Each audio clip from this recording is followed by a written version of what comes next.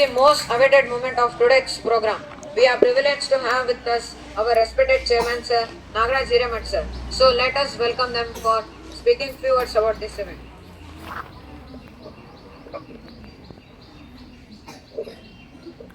बोलो भारत माता की, बोलो भारत माता की. ಏನೇ ಬರಲಿ, ಏನೇ ಬರಲಿ, ಒಂದೇ ಒಂದೇ. Okay, thank you. ನಾವಿವತ್ತೆಲ್ಲರೂ ಎಲ್ಲಿ ಸೇರಿದೀವಿ? ಇಲ್ಲಿ ಗಣರಾಜ್ಯೋತ್ಸವ ಆಚರಣೆ ಮಾಡೋದಕ್ಕ, ಹೌದಲ್ಲ? ಇದು 77ನೇ ಗಣರಾಜ್ಯೋತ್ಸವ. ತಮಗೆಲ್ಲರಿಗೂ 77ನೇ ಗಣರಾಜ್ಯೋತ್ಸವದ ಹಾರ್ದಿಕ ಶುಭಾಶಯಗಳು. ಹೌದಾ? ಅನಾದಿ ಕಾಲದಿಂದಲೂ ಸಹಿತ ಈ ಭೂಮಿ ಮೇಲೆ ಮನುಷ್ಯ ಯಾವಾಗ ಹುಟ್ಟಿದ್ ನೋಡು, ಅವಾಗ್ಲಿಂದ ಈ ಭೂಮಿ ಮೇಲಿನಿತ್ತು ರಾಜಪ್ರಭುತ್ವ ಇತ್ತು. ಹೌದಾ? ರಾಜಪ್ರಭುತ್ವ ಅಂತಂದ್ರೆ ರಾಜನೇ ಸರ್ವಾಧಿಕಾರಿ. ಹೌದಾ? ಈ ರೀತಿ ಅಂದ್ರ ಪ್ರಾಚೀನ ಭಾರತದ ಇತಿಹಾಸದಿಂದ ಸಹಿತ ಅಂದ್ರೆ ಈ ಭೂಮಿ ಮೇಲೆ ಯಾವ ಮನುಷ್ಯ ಹುಟ್ಟಿದ್ ಅವಾಗ್ಲಿಂದ ರಾಜಪ್ರಭುತ್ವ ಇತ್ತು. ಹೌದಾ? ಅದಾದ್ಮೇಲೆ ಏನಾಯ್ತಂದ್ರ ಹಲವಾರು ವರ್ಷಗಳ ನಂತರ, ಹೌದಾ, ಬ್ರಿಟಿಷ್ ನಮ್ ದೇಶಕ್ಕೆ ಎದಕ್ ಬಂದ್ರು? ಸಾಂಬಾರು ಪದಾರ್ಥದ ವ್ಯಾಪಾರಕ್ಕೆ ಅಂತೇಳಿ ಬಂದ್ರು. ಹೌದಾ? ಅವರು ವ್ಯಾಪಾರಕ್ಕೆ ಅಂದ್ರ ನಮ್ಮ ಭಾರತ ದೇಶ ಸಾಂಬಾರು ಪದಾರ್ಥ ಬೆಳೆಯುವುದರಲ್ಲಿ ಪ್ರಸಿದ್ಧಿಯಾಗಿತ್ತು. ಹೌದಾ?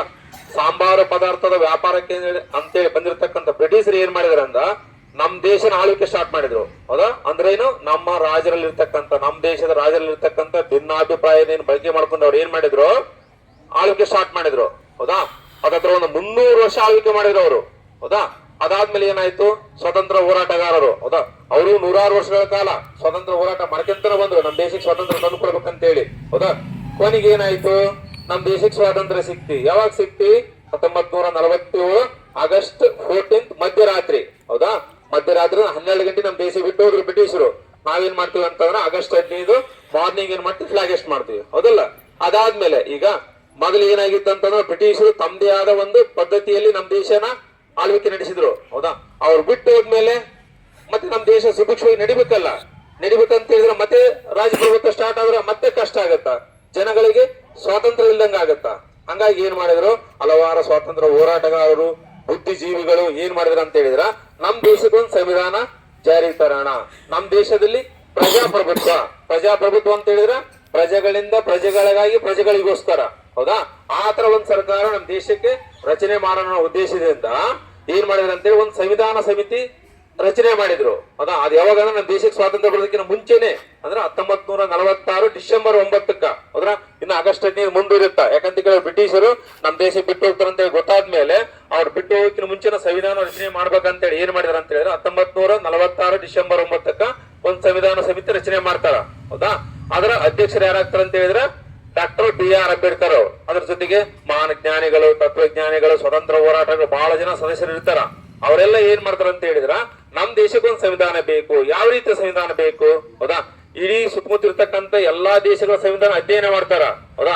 ಆ ಸಂವಿಧಾನದಲ್ಲಿ ಇರ್ತಕ್ಕಂಥ ಒಳ್ಳೊಳ್ಳೆ ಪ್ರಮುಖ, ಹೌದಾ, ಆರ್ಟಿಕಲ್ಸ್, ವಿಧಿಗಳು ಅಂತ ಹೇಳಿ ಇರ್ತಾವಲ್ಲ, ಅವನ್ನೆಲ್ಲ ಏನ್ ಮಾಡ್ತಾರ ಅಂತ ಹೇಳಿದ್ರ ತಗೊಂಡು ಒಂದು ಲಿಖಿತ ಸಂವಿಧಾನ ರಚನೆ ಮಾಡ್ತಾರ.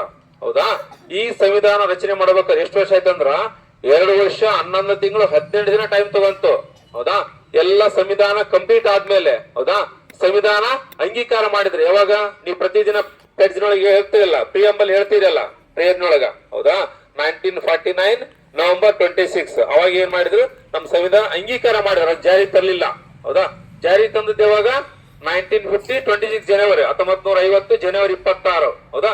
ಇವತ್ತು ಏನ್ ಮಾಡಿದ್ರು? ಜಾರಿ ತಂದ್ರು. ಹೌದಾ? 26 ಯಾಕೆ ವಿಶೇಷ ಆಗಿತ್ತು ಅಂತ ಹೇಳಿದ್ರ 1930 ಹೌದಾ, ರಾಷ್ಟ್ರೀಯ ಕಾಂಗ್ರೆಸ್ ಪಕ್ಷ ಅಂತೇಳಿ ಸ್ವಾತಂತ್ರ್ಯ ನಮ್ ದೇಶಕ್ಕೆ ಸ್ವಾತಂತ್ರ್ಯ ತಂದು ಕೊಡಲು ಒಂದು ಪಕ್ಷ ಕಟ್ತಾರ, ರಾಷ್ಟ್ರೀಯ ಕಾಂಗ್ರೆಸ್ ಪಕ್ಷ. ಹೌದಾ? ಅದೇನಂತಂದ್ರ ಲಾಹೋರ್ನಲ್ಲಿ 1930 ಒಂದು ಅಧಿವೇಶನ ನಡೆಯುತ್ತ. ಆ ಅಧಿವೇಶನದಲ್ಲಿ ಅವಾಗಿನ ಕಾಲಕ್ಕೆ 1930 ಪೂರ್ಣ ಸ್ವರಾಜ್ಯ ಅಂತೇಳಿ ಘೋಷಣೆ ಮಾಡಿರ್ತಾರ ಅವರು, ಸ್ವತಂತ್ರ ಹೋರಾಟಗಾರ. ಅದರ ಸವಿ ನೆನಪಿಗೋಸ್ಕರ ಏನ್ ಮಾಡ್ತಾರ ಅಂದ್ರ 1950 ಜನವರಿ 26 ವಿಶೇಷ ದಿನ ಅಂತೇಳಿ ಹಿಂದೆ ಏನ್ ಮಾಡಿದ್ರ ಅಂತ ಸಂವಿಧಾನ ಜಾರಿಗೆ ತಂದ್ರು. ಹೌದಾ? ಈ ಸಂವಿಧಾನ ಮೂಲ ಸಂವಿಧಾನದಲ್ಲಿ, ಹೌದಾ, ಆರ್ಟಿಕಲ್, ವಿಧಿಗಳಂತ ಹೇಳ್ತಾರೆ ಕನ್ನಡದೊಳಗ. ಟೋಟಲ್ ಎಷ್ಟಿದ್ವು ಅಂದ್ರ 395 ಇದಾವ. ಹೌದಾ? ಅದು ತಿದ್ದುಪಡಿ ಆಗಿ ಅಂದ್ರೆ ಕಾಲ ತಕ್ಕಂತೆ ತಿದ್ದುಪಡಿ ಆಗಿ ಈಗ 450 ಆರ್ಟಿಕಲ್ ಆಗಿದಾವ. ಹೌದಾ? ಮೊನ್ನೆನ ಒಂದು ಆರ್ಟಿಕಲ್ ತಿದ್ದುಪಡಿ ಮಾಡಿದ್ರು 370ಗೆ. 370 ಒಳಗ ಜೆ ಅಂತೇಳಿ ಒಂದು ಆರ್ಟಿಕಲ್ ತಿದ್ದುಪಡಿ ಮಾಡಿ ಈ ಹೈದರಾಬಾದ್ ಕರ್ನಾಟಕದ ಭಾಗದ ಜನರಿಗೆ ವಿಶೇಷ ಸವಲತ್ತು ಕೊಟ್ರು. ಹೌದಾ? ಈ ರೀತಿ ಕಾಲಕ್ಕೆ ತಿದ್ದುಪಡಿ ಮಾಡ್ಕೊಂತ ಬಂದಿದ್ರು ಸಂವಿಧಾನನ. ಹೌದಾ? ಈ ಸಂವಿಧಾನ ತಿದ್ದುಪಡಿ ಮಾಡೋರು ಯಾರು? ನಮ್ಮ ದೇಶದ ಎಂಪಿಗಳು, ಮೆಂಬರ್ ಆಫ್ ಪಾರ್ಲಿಮೆಂಟ್. ಅಂದ್ರೆ ಇಲ್ಲಿ ಕರ್ನಾಟಕದಲ್ಲಿರ್ತಕ್ಕಂಥ MLA ತಿದ್ದುಪಡಿ ಮಾಡಕ್ ಆಗಂಗಿಲ್ಲ. ಎಂಪಿಗಳು, ಕೇಂದ್ರ ಸರ್ಕಾರ ಏನ್ ಮಾಡುತ್ತಾ? ಸಂವಿಧಾನ ತಿದ್ದುಪಡಿ ಮಾಡುತ್ತಾ. ಆದ್ರೆ ಸಂವಿಧಾನ ತಿದ್ದುಪಡಿ ಮಾಡಬೇಕಾದ್ರೆ ಸಹಿತ 1/3 ಮೆಜಾರಿಟಿ ಅಂದ್ರೆ 100 ಶಾಸಕರಿದ್ರ. ಹೌದಾ?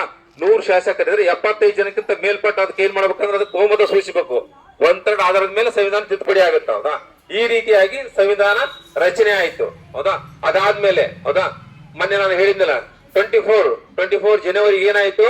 ಈ ರಾಷ್ಟ್ರಗೀತೆ ಬರೆದವ್ರು ಯಾರು? ರವೀಂದ್ರನಾಥ್ ಟ್ಯಾಗೋರ್ ರಾಷ್ಟ್ರಗೀತೆ ಯಾವ ಬರೆದಿದ್ರು? 1911ರಲ್ಲೇ ಬರೆದಿದ್ರು. ಅದು ಬಂಗಾಳಿ ಭಾಷೆಯಲ್ಲಿ ಇತ್ತು. ಹೌದಾ? ಈ ಒಂದು ಪದ್ಯನ ರಾಷ್ಟ್ರಗೀತೆಯಾಗಿ ಏನ್ ಮಾಡಿದ್ರು ಅಂತ ಹೇಳಿದ್ರ 1950 ಜನವರಿ 24ಕ್ಕ ಅಂಗೀಕಾರ ಮಾಡ್ಕೊಂಡ್ರು. ಹೌದಾ? ಅದಾದ್ಮೇಲೆ ಈ ತ್ರಿವರ್ಣ ಧ್ವಜ ಏನಿದೆಯಲ್ಲ, ಹೌದಾ, ಈ ತ್ರಿವರ್ಣ ಧ್ವಜ ಇದೆಯಲ್ಲ, ಇದನ್ನ ಪಿಂಗಾಳಿ ವೆಂಕಯ್ಯ ಅಂತೇಳಿ ಏನ್ ಮಾಡಿದ್ರು? ಅವ್ರು ವಿನ್ಯಾಸ ಮಾಡಿದ್ರು. ಹೌದಾ? ಅದನ್ನು ಜನವರಿ 26ಕ್ಕೆ ಅದನ್ನ ಅಂಗೀಕಾರ ಮಾಡ್ಕೊಂಡ್ರು. ಹೌದಾ? ಅದೇ ರೀತಿಯಾಗಿ ದೇಶದ ನಾಡಗೀತೆ ಯಾವುದು? ಒಂದೇ ಮಾತರಂ. ಅದನ್ನ ಬರೆದವ್ರು ಯಾರು? ಬಂಕಿಮಚಂದ್ರ ಚಟರ್ಜಿ. ಅದನ್ನ ಏನ್ ಮಾಡಿದ್ರು ಅಂತ ಹೇಳಿದ್ರ ದೇಶದ ನಾಡಗೀತೆಯಾಗಿ ಅದನ್ನ ಅಂಗೀಕಾರ ಮಾಡ್ಕೊಂಡ್ರು. ಹೌದಾ? ಆಮೇಲೆ ರಾಷ್ಟ್ರೀಯ ಚಿಹ್ನೆ ಯಾವುದು? 4 ಮುಖದ ಸಿಂಹ. ಹೌದಾ? ರಾಷ್ಟ್ರೀಯ ಪ್ರಾಣಿ ಯಾವುದು? ಹುಲಿ. ರಾಷ್ಟ್ರೀಯ ಪಕ್ಷಿ ಯಾವುದು? ನವಿಲು. ಹೌದಾ? ಆಮೇಲೆ ರಾಷ್ಟ್ರೀಯ ಹೂವು ಕಮಲ. ಹೌದಾ?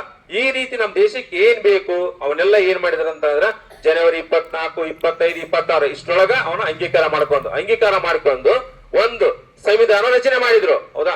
ಸಂವಿಧಾನ ಅಂದ್ರೆ ಏನು? ಹೌದಾ? ಈ ಭೂಮಿ ಮೇಲೆ ಮನುಷ್ಯ ಹೌದಾ ನೆಮ್ಮದಿಯಾಗಿ ಸುಭಿಕ್ಷೆಯಾಗಿ ಜೀವನ ಮಾಡಕ್ಕೆ ಸಂವಿಧಾನನೇ ಕಾರಣ. ಸಂವಿಧಾನ ಇಲ್ಲ ಅಂತಂದ್ರ ಯಾರು ನಾವು ನೆಮ್ಮದಿಯಾಗಿರಕ್ ಸಾಧ್ಯ ಇಲ್ಲ. ಹೌದಾ? ಸಂವಿಧಾನ ಬೇಕೇ ಬೇಕು. ಎಲ್ಲಾ ಕಾನೂನುಗಳಿಗೆ ಮೂಲನೇ ನಮ್ಮ ಸಂವಿಧಾನ. ಹೌದಾ? ಪ್ರತಿಯೊಂದು ಕಾನೂನು ಅಂತ ಹೇಳಿದ್ರ ಈ ಸ್ಕೂಲ್ ನಡೆಸಬೇಕಾದ್ರೆ ಒಂದು ಎಜುಕೇಶನ್ ಆಕ್ಟ್ ಅಂತ ಇರುತ್ತಾ. ಹೌದಾ? ನೀವು ರಸ್ತೆ ಮೇಲೆ ಅಡ್ಡಾಡ್ಬೇಕಾದ್ರೆ ಸಹಿತ ಮೋಟರ್ ವೆಹಿಕಲ್ ಆಕ್ಟ್ ಅಂತ ಇರುತ್ತಾ. ನೀವು ಬ್ಯಾಂಕಿಗೆ ಹೋಗ್ಬೇಕಾದ್ರೆ ಸಹಿತ ಬ್ಯಾಂಕಿಂಗ್ ಲಾ ಅಂತ ಇರುತ್ತಾ. ಆಮೇಲೆ ಅಂಗಡಿ ವರ್ತಕರು ಕನ್ಸ್ಯೂಮರ್ ಲಾ ಅಂತ ಇರುತ್ತಾ. ಪ್ರತಿಯೊಂದು ಕಾನೂನು ಇರುತ್ತಾ. ಪ್ರತಿಯೊಂದು ಕಾನೂನಿಗೆ ಮೂಲನೇ ಸಂವಿಧಾನ. ಹೌದಾ? ಈ ಸಂವಿಧಾನ ರಚನೆ ಆದ್ಮೇಲೆನೆ ಏನಾಯ್ತು ಅಂತ ಹೇಳಿದ್ರ ಎಲ್ಲಾ ಕಾನೂನು ಅದಾದ್ಮೇಲೆ ಎಲ್ಲಾ ಕಾನೂನು ರಚನೆ ಆಗ್ತಾನೆ ಬಂದ್ವು. ಹೌದಾ? ಈಗ ನಮ್ ಪವಿತ್ರ ಗ್ರಂಥ ಹಿಂದೂಗಳಿಗೆ ಭಗವದ್ಗೀತೆ. ಹೌದಾ?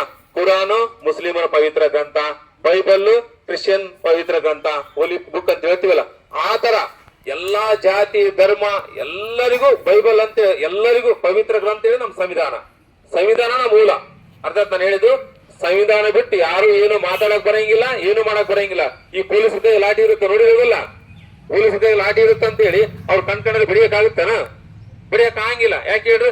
ಅವ್ರಿಗೆ ಆದ ಒಂದು ಕಾನೂನು ಐತೆ. IPC Indian penal code, Bharat ದಂಡ ಸಂಹಿತೆ ಅಂತೇಳಿ ಒಂದು ಕಾನೂನು ಇರುತ್ತಾ. ಹೌದಾ?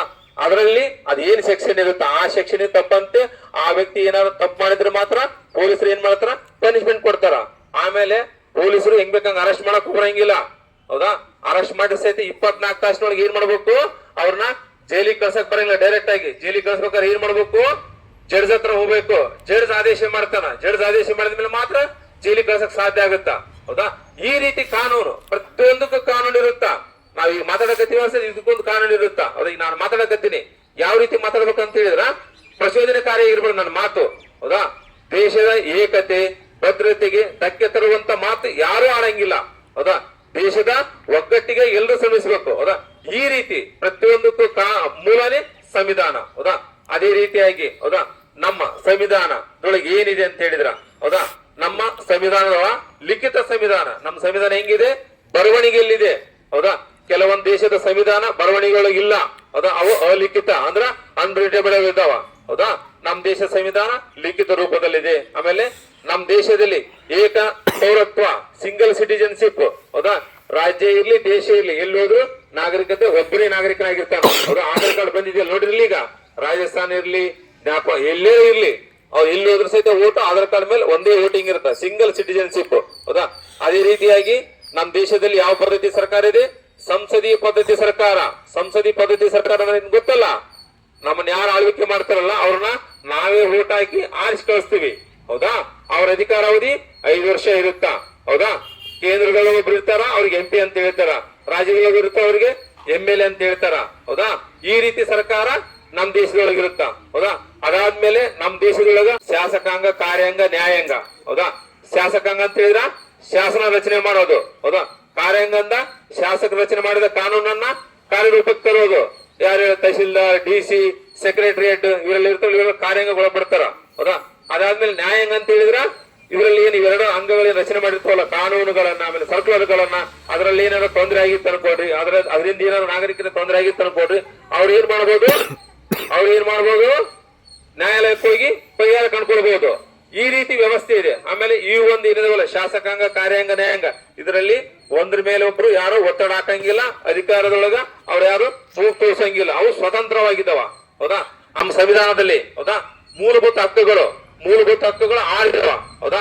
ಸಮಾನತೆ ಹಕ್ಕು, ಸ್ವಾತಂತ್ರ್ಯದ ಹಕ್ಕು, ಶೈಕ್ಷಣಿಕ ಹಕ್ಕು, ಧಾರ್ಮಿಕ ಹಕ್ಕು, ಆಮೇಲೆ ಸಂವಿಧಾನಾತ್ಮಕ ಪರಿಹಾರ ತೆಗೆದುಕೊಳ್ಳುವ ಹಕ್ಕು, ಶೋಷಣೆ ವಿರುದ್ಧ ಹೋರಾಡುವ ಹಕ್ಕು.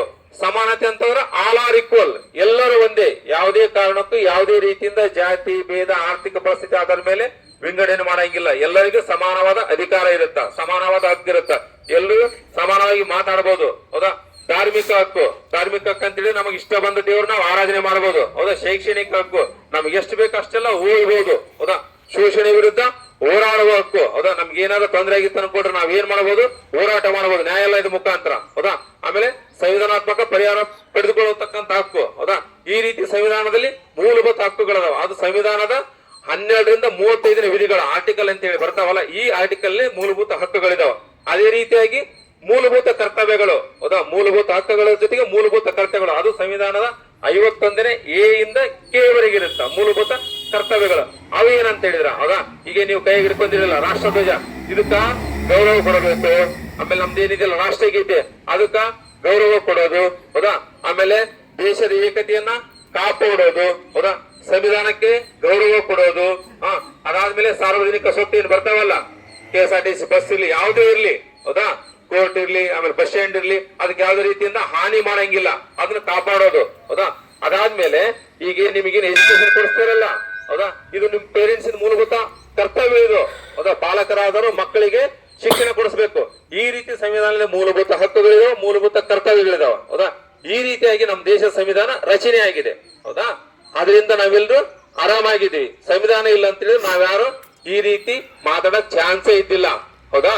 ಯಾರ ತೋಳಲ್ಲಿ ಬಲ ಇರುತ್ತಾ, ಹೌದಾ, ಅವರೇ ಏನ್ ಮಾಡ್ತಿದ್ರು, ಅಧಿಕಾರ ಮಾಡ್ತಿದ್ರು. ಹೌದಾ? ಯಾರಲ್ಲಿ ನಾಲೆಜ್ ಇರುತ್ತೆ, ಯಾರು ಚೆನ್ನಾಗಿ ಓದಿರ್ತಾರ ಅವ್ರ ಏನ್ ಮಾಡಬಹುದು, ಯಾರ ಆಸ್ತಿ ಬೇಕಾದ್ರೆ ಅವರ ಆಸ್ತಿನ ಬರ್ಸ್ಕೋಬಹುದಾಗಿತ್ತು. ಅದಕ್ಕೆ ಯಾವ್ದಕ್ಕೂ ಅವಕಾಶ ಇಲ್ಲ. ಯಾವುದೇ ರೀತಿಯಿಂದ ಯಾರು ಯಾರಿಗೂ ಮೋಸ ಮಾಡಂಗಿಲ್ಲ. ಮೋಸ ಮಾಡಿದ್ರ ಅವ್ನ್ ತಪ್ಪು ಮಾಡಿದ ಅಂತೇಳಿ ಗೊತ್ತಾದ್ಮೇಲೆ ಅವನಿಗೆ ಕಾನೂನು ಪ್ರಕಾರ ಏನ್ ಶಿಕ್ಷೆ ಕೊಡ್ಬೇಕು ಅದು ಶಿಕ್ಷೆ ಆಗೇ ಆಗತ್ತ. ಹಾಗಾಗಿ ನಮ್ಮ ಸಂವಿಧಾನ ನಾವ್ ಏನ್ ಮಾಡೋಣ ಅಂತ ಹೇಳಿನ, ಉಳಿಸೋಣ, ಬೆಳೆಸೋಣ, ಕಾಪಾಡೋಣ. ನಾವೆಲ್ಲರೂ ಸಂವಿಧಾನಕ್ಕ ಗೌರವ ಸಲ್ಲಿಸೋಣ. ಹೌದಾ? ಅದರ ಸವಿ ನೆನಪಿಗಾಗಿ ನಮ್ಮ ಸಂವಿಧಾನ ಏನ್ ಜಾರಿಗೆ ಬಂತಲ್ಲ, ಅದರ ಸವಿ ನೆನಪಿಗಾಗಿ ನಾವ್ ಏನ್ ಮಾಡ್ತೀವಿ ಅಂದ್ರ, ಪ್ರತಿ ವರ್ಷ ಜನವರಿ 26ಕ್ಕ ಫ್ಲಾಗ್ ಮಾಡಿ ಈ ಸಂವಿಧಾನದಲ್ಲಿ ಇರ್ತಕ್ಕಂತ ಅಂಶಗಳನ್ನ ನಿಮಗ ಹೇಳಿ ಅದಕ್ಕ ಗೌರವ ಸಲ್ಲಿಸಂತ ಎಲ್ಲರೂ ಹೇಳೋದು. Okay, thank you. Republic Day celebration. On behalf of Sharda Public School Gangavati, I sincerely thank our chairman sir, headmasters sir, respected teachers and my dear friends for making program successful.